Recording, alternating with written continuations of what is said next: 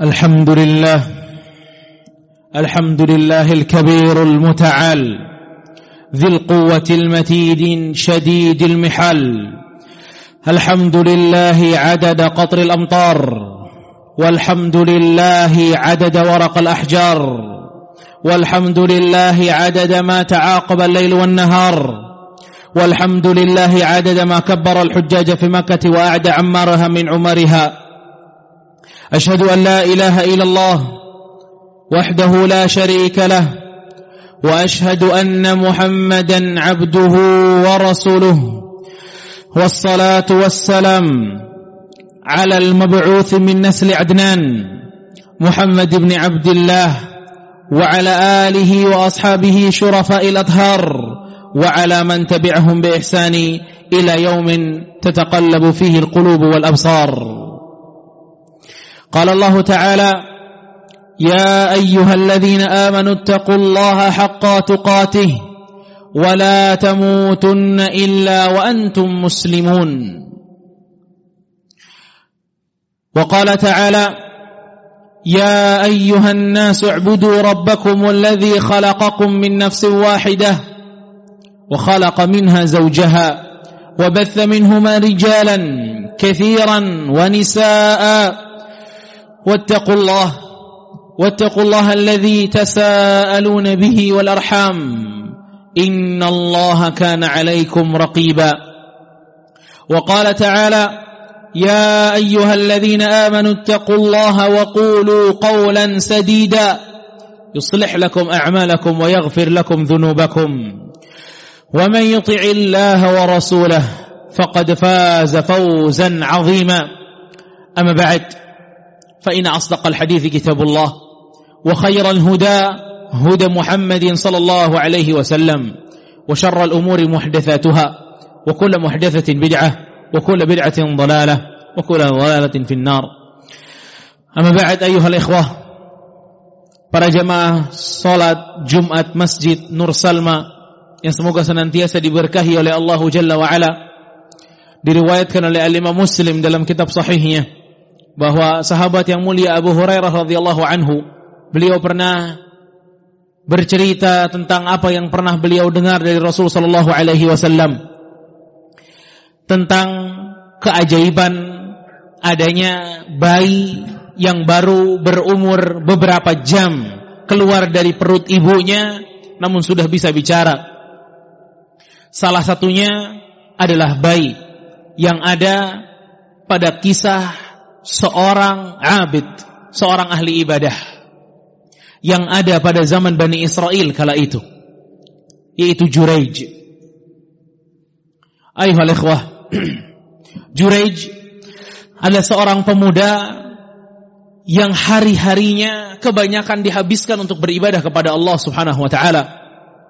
Saking fokusnya dia dalam beribadah kepada Allah, Juraij ini memiliki sauma'ah, satu tempat ibadah yang dia letakkan di atas atau di daerah pergunungan, yang orang-orang masyarakat itu sulit untuk naik ke atas dan mengganggu Juraij. Tempat yang cukup sepi bisa menjadikan Juraij itu fokus dengan ibadahnya.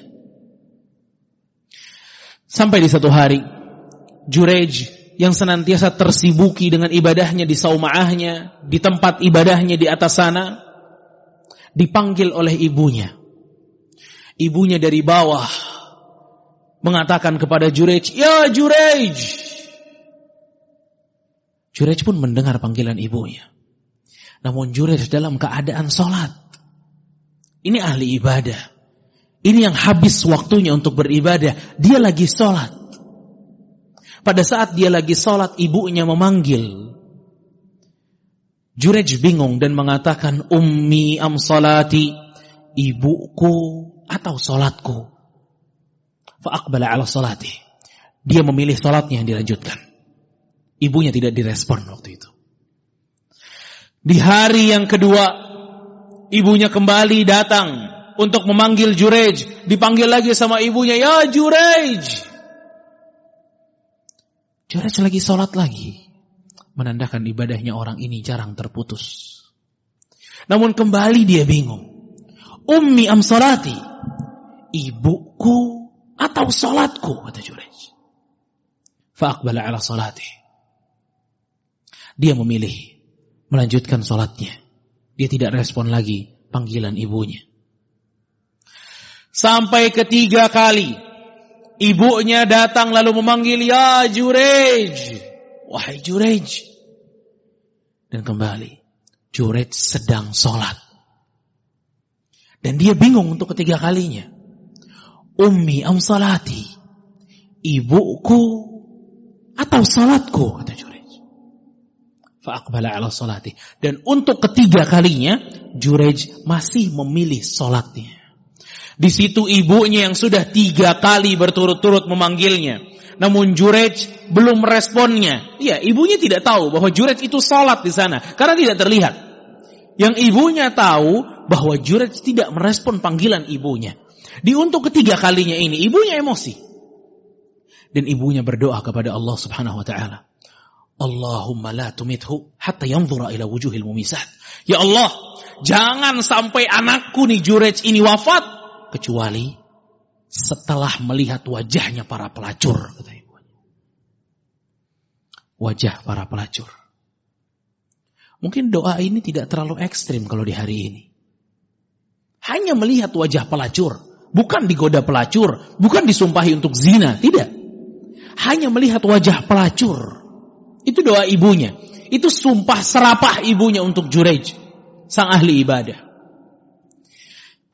Kita tinggalkan ibunya Jurayj. Di kota yang sama, ada sebagian anak-anak muda Bani Israel yang sedang duduk-duduk nongkrong. Dan mereka ini bukan ahli ibadah yang duduk-duduk ini. Dan bahan yang mereka bicarakan di tempat tongkrongan mereka Jurayj. Anak muda, tapi gak pernah nongkrong bareng sama mereka. Anak muda, tapi fokusnya ibadah di saumaahnya, di gunung sana.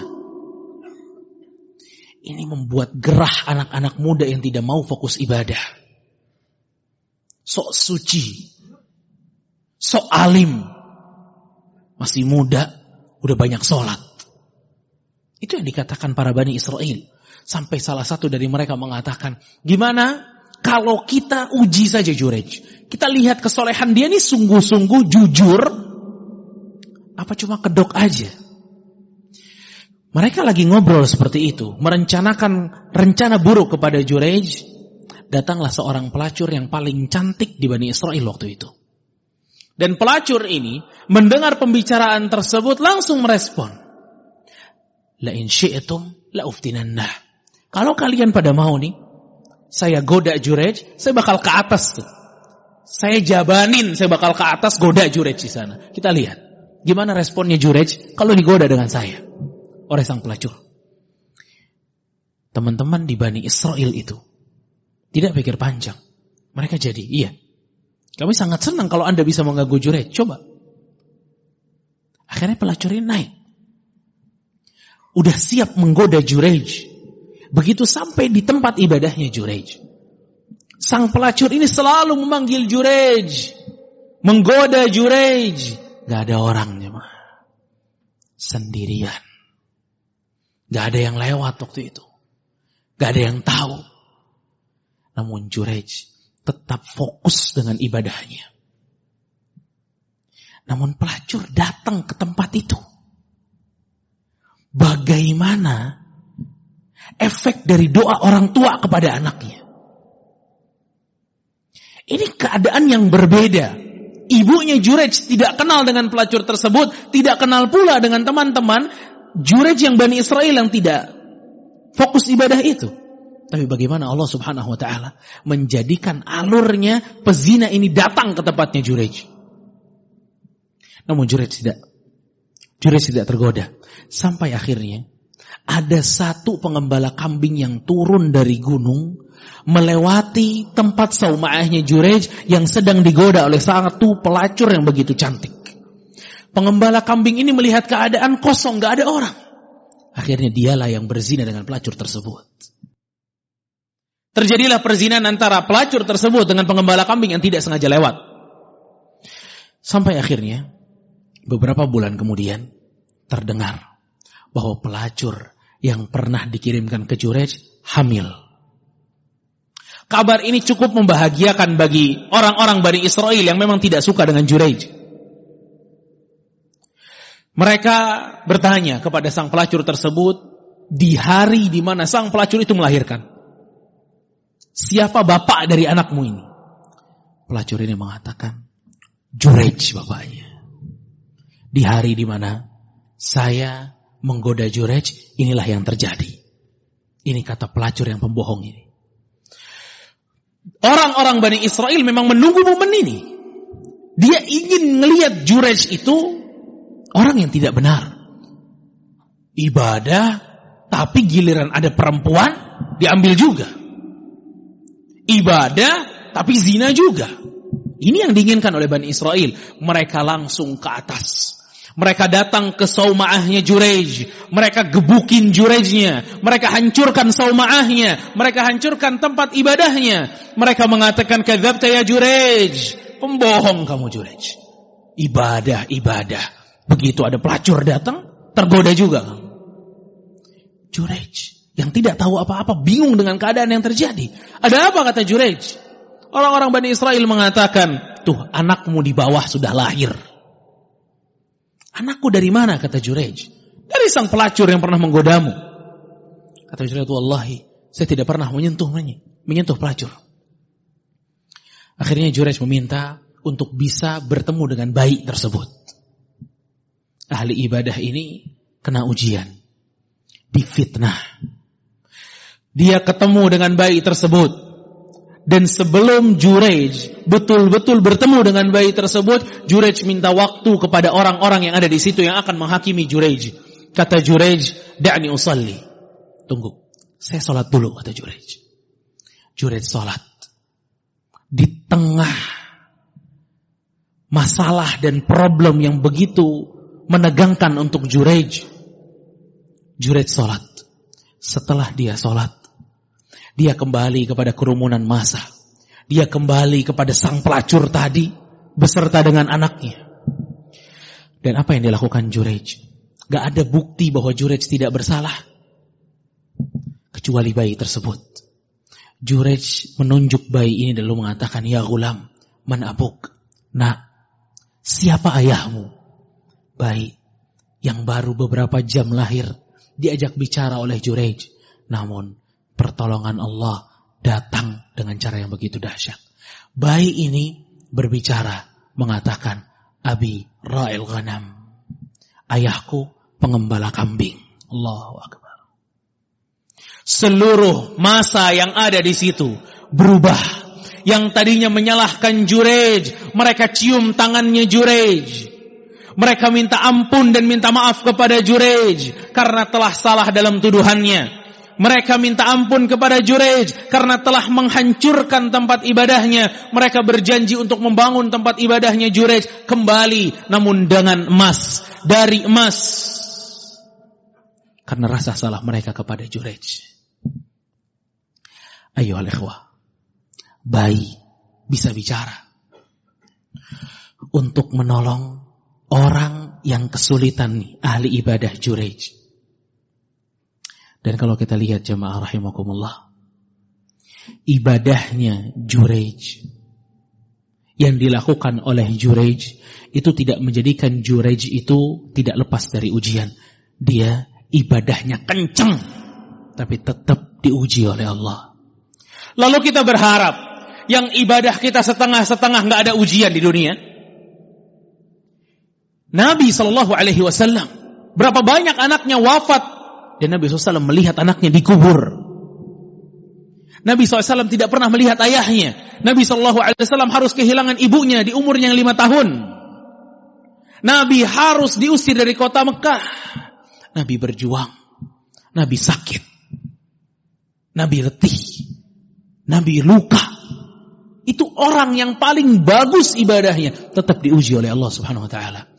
Lalu kita menginginkan kehidupan yang sehat terus, gak ada sakitnya. Mimpi.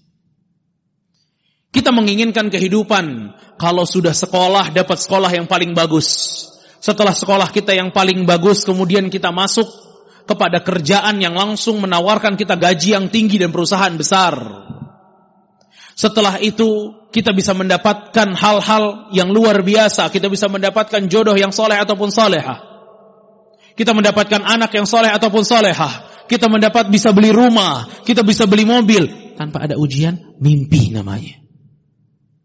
Kita diciptakan oleh Allah untuk diuji oleh Allah. Orang seperti Jurej pun diuji oleh Allah. Namun yang paling penting jamaah sekalian, kapan pertolongan Allah itu turun? Saat kita diuji oleh Allah subhanahu wa ta'ala. Barakallahu li wa lakum fil Qur'anil azim wa nafa'ani bima fihi minal ayati wa dhikril hakim. Aqulu qawli hadha wa astaghfirullahu li wa lakum. Alhamdulillahil azizil ghaffar al-wahidul qahhar wassalatu wassalam ala nabiyyina Mustafa al-Mukhtar wa ala alihi al-athhar wa ashabihi al-abrar. Amma ba'd. Kapan pertolongan Allah turun saat kita diuji? Kita lihat Jurej. Kita lihat Jurej jemaah sekalian. Apa yang dilakukan Jurej saat Jurej sudah ada di pengadilan kerumunan massa tersebut? Apakah Jurej sibuk mencari orang-orang yang memiliki pangkat-pangkat yang tinggi, kedudukan yang tinggi untuk bisa meloloskan dia dari masalah? Tidak.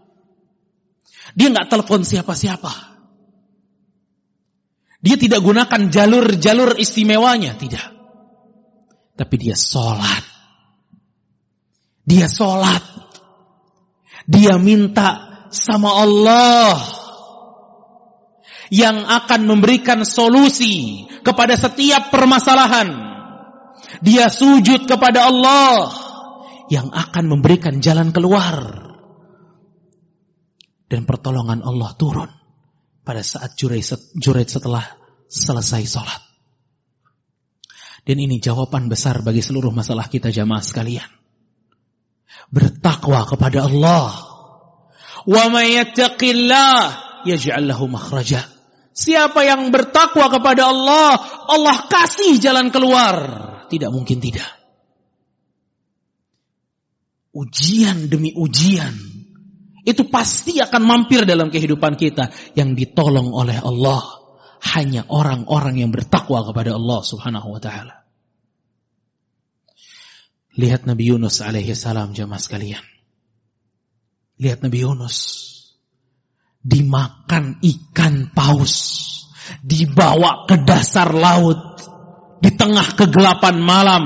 Siapa yang bisa nolong? Dia mau teriak sekencang-kencangnya, satupun manusia tidak akan mendengarnya. Namun apa kata Allah subhanahu wa ta'ala? Begitu Nabi Yunus alaihi salam berdoa kepada Allah, La ilaha illa anta subhanak, inni kuntu minal zalimin. Falawla annahu kana minal musabbihin, lalabitha fi batnihi ila yawmi yub'athun. Kata Allah subhanahu wa ta'ala, kalau Yunus ini bukan orang yang suka bertasbih kepada Allah, suka bertakwa kepada Allah, niscaya dia akan berada di perut ikan itu selama-lamanya sampai hari kiamat.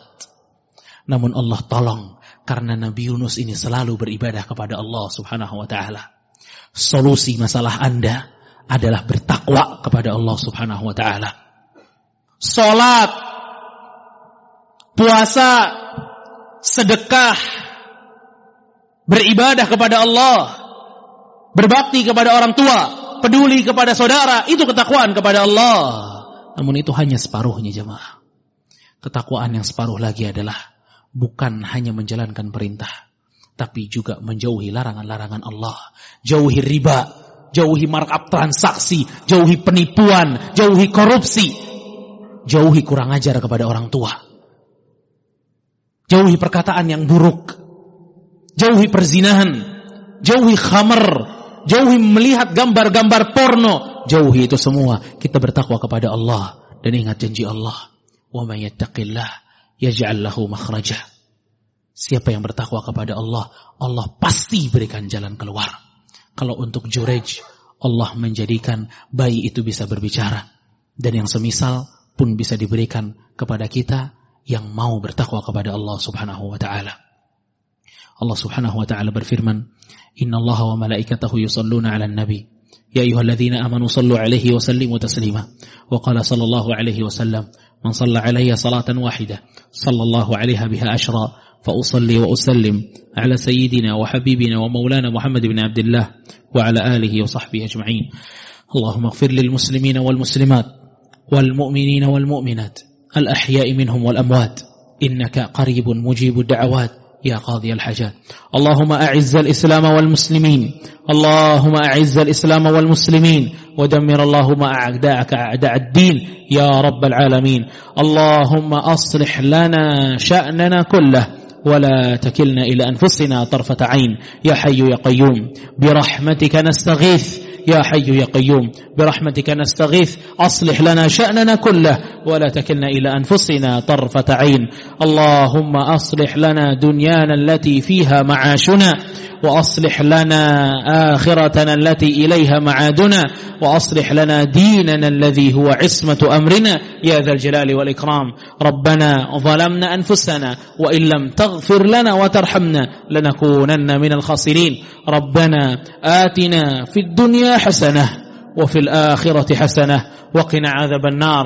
وصلى الله على نبينا محمد وعلى آله وصحبه أجمعين وآخر دعوانا عن الحمد لله رب العالمين.